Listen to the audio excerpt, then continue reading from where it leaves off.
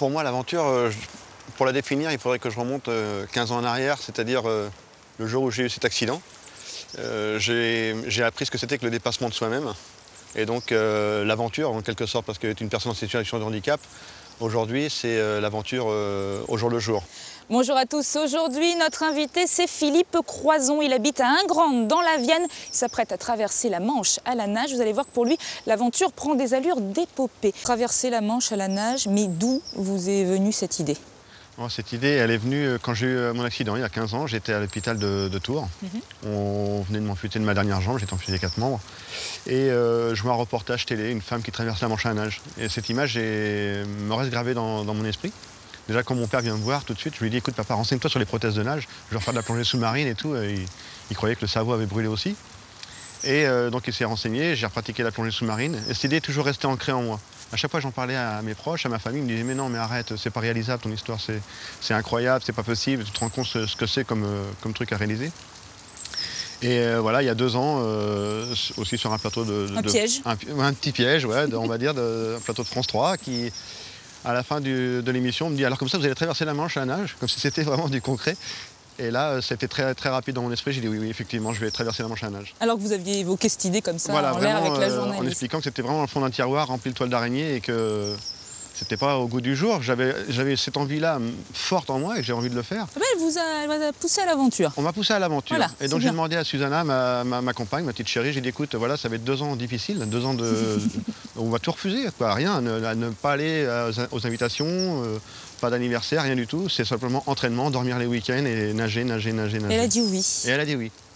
Elle a dit oui, elle vous soutient à l'entraînement complètement, tout le temps. complètement, c'est ce que je dis. Il y en a que certains ils disent c'est leur moitié, moi je dis que c'est mon entière parce qu'elle fait tout.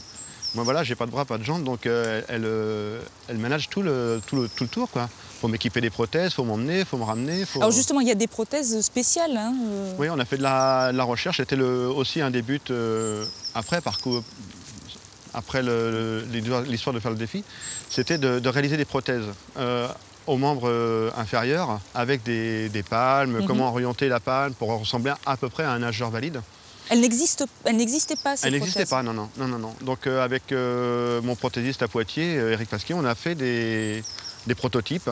Et puis le CAIPS, l'étude du sport, avec les ingénieurs. Et voilà, au bout pratiquement d'1 an de travail, on a réussi à mettre au point des prothèses qui sont performantes. Au bras, c'est des prothèses différentes Non, au bras, je mets rien. Je fais le mouvement du crawl pour avoir une synchronisation avec les jambes. Et voilà, comme un crawler normal, mais sauf que je mets rien au bras. C'est juste l'histoire d'avoir ce mouvement-là qui fait que j'ai la synchronisation pour les prothèses de jambes. Et du coup, ces prothèses-là qui ont été créées pour vous, elles vont pouvoir être utilisées ensuite par plein d'autres c'est ça qui m'a plu. Parce que voilà, on a fait cette recherche sur ces prothèses en carbone, titane et tout ça, vraiment des matières, bon, c'est vrai, assez onéreuses. Mais voilà, maintenant ces prothèses existent, elles peuvent servir pour le sport. Et pour le loisir, ou voilà, quelqu'un qui a perdu une jambe, qui a envie de nager comme tout à chacun, il peut mettre une prothèse à la jambe qu'il a perdue et nager. Personne n'avait imaginé ça avant? Si, il y a eu 2-3 prothèses de fait comme ci, comme ça, par des prothésistes. Mais une recherche aussi poussée pour avoir un produit, on va dire une flottabilité 0, pour que je puisse avoir une jambe comme tout à chacun dans l'eau. Voilà, vraiment, on a atteint vraiment la perfection pratiquement au maximum. Alors, on va revenir sur toute cette préparation parce qu'il y a beaucoup de choses. Un bouquin pour partager votre histoire et votre histoire personnelle.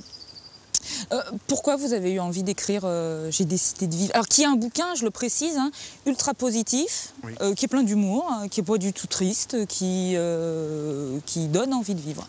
Oui, exactement, qui donne envie de vivre. Parce que voilà, à la base, j'ai reçu en cadeau une reconnaissance vocale. Et je me suis dit, qu'est-ce que je vais faire avec ça? C'est une reconnaissance vocale pour l'ordinateur. Et je me suis dit, je vais écrire mon histoire pour les enfants, pour mes 2 garçons, et puis voilà, qu'ils comprennent ce que leur père a vécu et comment j'ai ressenti la chose. Et après, de fil en aiguille, ça a fait que certains ont dit publie-le pour tous ceux qui t'ont aidé quand tu as eu ton accident. Et voilà, le livre est sorti et bon, tous ceux qui le lisent, ils commencent mais ils ne peuvent pas s'arrêter, ils vont jusqu'au bout. Oui, je vous le confirme. Et ça donne envie, quoi. C'est toujours cette histoire-là de partager l'expérience que moi j'ai vécue. C'est pour ça que je vais dans les écoles d'infirmières, les écoles partout, on me demande.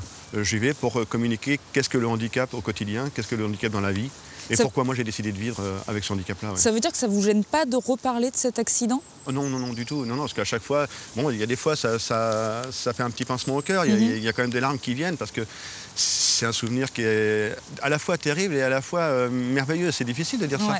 C'est comme je dis souvent, s'il y a à cause du handicap des trucs que je ne peux plus faire, et grâce au handicap, ma vie s'est ouverte à autre chose. Vous vous souvenez du jour de l'accident? Vous êtes sur votre toit, vous réglez votre antenne de télé, elle touche une ligne à haute tension. Oui. Première décharge, elle vous tue. Voilà. Deuxième décharge. Je suis mort.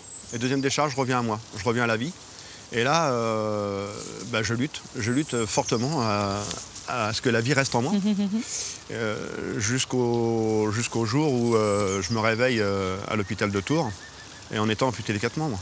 Et là, cette fois-ci, non, c'est plus l'envie de vivre qu'elle a, hein, c'est l'envie de mourir. Donc, oui. C'est ce que j'explique dans l'ouvrage. Là, je demande pardon à la mort d'avoir lutté contre elle. Et je lui dis, viens me chercher, ne me laisse pas là, s'il te plaît, ne me laisse pas dans cet endroit-là. Et je vois pas d'avenir, c'est pas possible. On se réveille, on n'a pas de bras, pas de jambes. Et une petite phrase anodine qui m'a réveillé, c'est un oncle de mon ex-femme qui me dit, voilà, tes enfants, ils vont avoir besoin de toi. Et là, j'ai fait tilt, je dis, mais oui, mais 2 garçons. Et oui, vous alliez avoir un bébé. Voilà, il est né 2 mois après, Grégory, oui. Et Jérémy était déjà né, donc voilà, je me suis dit, bah écoute, tes 2 gars, ils ont besoin de toi pour que tu les conduises dans leur vie à eux, donc reste là et bats-toi pour... donc voilà, jusqu'à aujourd'hui, je suis là. Et... C'est plutôt bien réussi, hein. Ça va, j'aime bien ma vie et j'aime bien ce que je vis au jour le jour.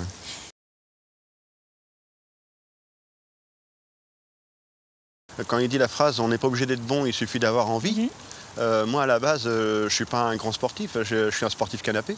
C'est-à-dire regarder le match de foot à la télé comme tout le monde, et voilà. Et j'ai eu cette envie-là. Et cette envie-là a déclenché, on va dire, peut-être le sportif qui sommeillait en moi, et d'atteindre ce que je fais aujourd'hui, c'est-à-dire nager pendant des heures, et atteindre un but, c'est de traverser la Manche à la nage. Alors, j'ai une question quand même. Hein. Pourquoi la Manche, Philippe? Je suppose que vous n'alliez pas traverser l'océan. Parce que c'est le plus dur. C'est l'Everest de la natation. C'est ce que disent les nageurs. C'est une eau à 14 degrés. C'est à peu près 40 km de natation, entre 15 et 20 heures de natation dans une eau à 14. Donc, et c'est 800 bateaux qui traversent? C'est 800 navires qui croisent la Manche par jour. Donc il faudra les éviter aussi. Il faudra éviter les méduses, les plaques de fioul, enfin tout ce qui peut flotter dans la Manche. Et puis voilà, quoi. Non, mais c'est le défi. Tous les nageurs de longue distance le disent, hein, c'est le défi ultime, c'est de traverser la Manche à la nage, quoi. Comment vous vous préparez? Je suppose que vous n'allez pas vous entraîner dans la Manche tous les jours? Non, non, non. Donc il y a les entraînements en piscine là, pendant l'hiver. Donc voilà, ce que je disais tout à l'heure, c'était 30 heures de piscine par semaine. C'est à peu près 75 km dans un bassin de 25 mètres, donc on peut vite les allers-retours. Hein. C'est un petit poisson rouge dans son aquarium qui tourne en rond tout le temps. Donc voilà, et après il y a les entraînements en mer avec la gendarmerie nationale en Charente-Maritime, à La Rochelle. Et j'ai eu des invitations pour aller avec des nageurs de longue distance nager en mer avec eux, donc dans la Manche, déjà pour voir les courants, pour les tester, parce que c'est les courants les plus forts qui puissent exister sur la planète.